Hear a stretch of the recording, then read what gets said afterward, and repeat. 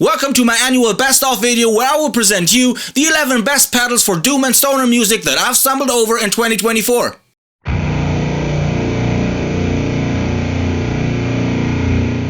Please keep in mind that this is just my personal list, so no company paid me for this or even knew about this video before I was making it, and therefore this is just my personal listing I wanted to share with you.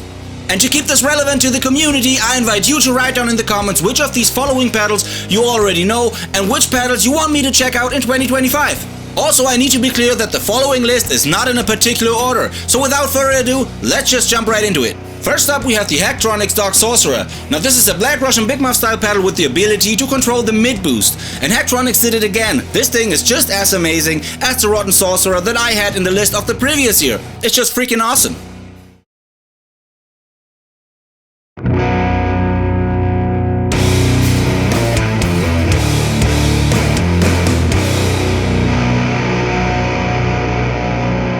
Next up we have the Wraith M2 by Magic Pedals. This is a HM2 style pedal but modified so you can use this presence knob in the middle just like the filter control of a rat. That's so simple but genius. This is definitely the perfect HM2 fit for doom metal music.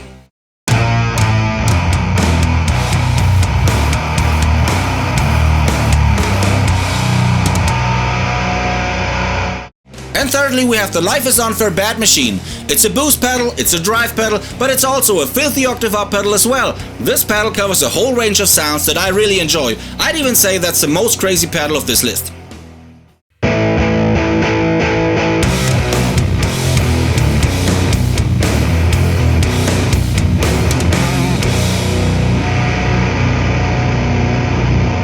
Next in line we have the Sunless Effect Coldlands. Now this is a preamp pedal that covers the heavily saturated sounds of a green Mad Amp GT120 amp.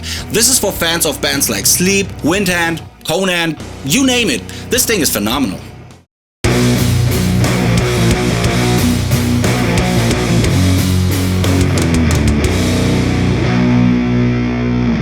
The Omega Lead pedal by GhostNote Audio is based off of the Sun Beta Lead and Beta Bass amps, and even though I couldn't compare this pedal to the real amps yet, this pedal delivers what I'd expect of these amps. Super thick and saturated sounds and tons of tweaking options. I suggest to check these prices because this box is just a no-brainer.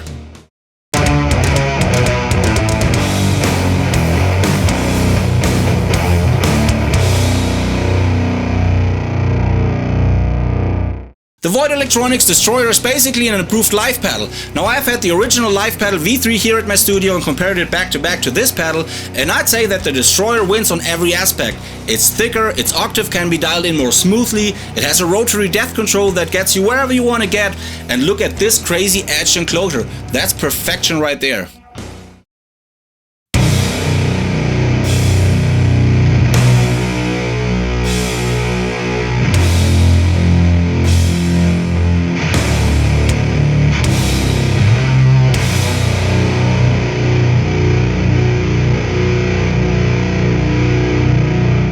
Next up we have the Lichtlaerm Audio Medusa. Now this is probably the most flexible HM2 style pedal money can buy at the moment. It sounds killer on its own, but the FX loop of this pedal makes it the ultimate tone machine ever. I've had this on my band's pedal board since I got this, and I don't think I'll change that anytime soon. It's that good.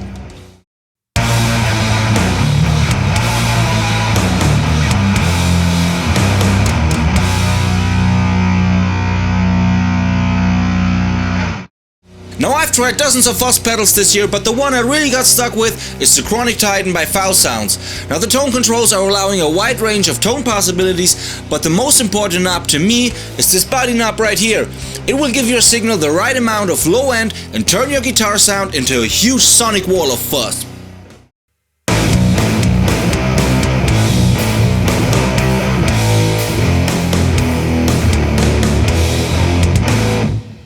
Next up on my top 11 pedals list of 2024, we have the Black Russian Rat by the Zero Fret, and I believe that this pedal couldn't fail, and here's why. This is basically the gain and clipping stage of a Rat going into the tone stack and the boosted output stage of a Black Russian Big Muff, so you literally get the best of both worlds. I really love what this pedal is doing to my signal.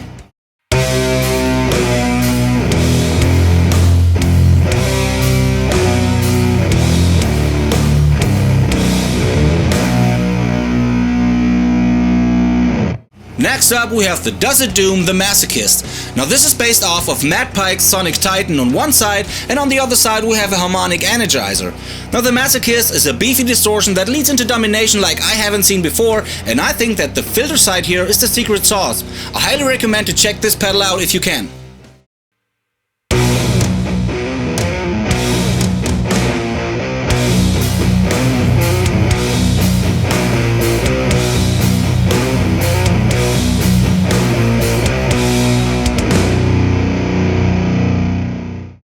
And last but definitely not least, I'm gonna throw my Custom Big Muff by AIB Custom Effects onto my best of Doom and Stoner pedals list of 2024. Now this pedal contains some magic NOS parts, and I described the gain structure as much more tighter and aggressive than what you would expect from, you know, the classic Big Muff, but it still contains the thick low end and a shit ton of sustain that you would expect from a Green Russian Big Muff. And I bought this one off because Jay is the wizard I trust blindly when it comes to big tones of heaviness. I mean, just look at that. This guy literally knows what he's doing, right?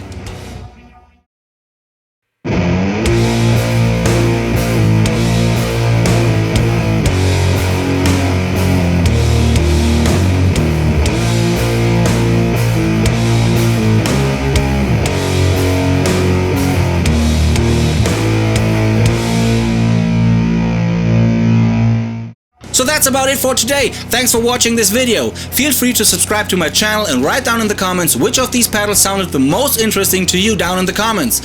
Since this channel is still growing, I have to thank each and every one of you for sticking around. I really appreciate it. See you next time. Bye.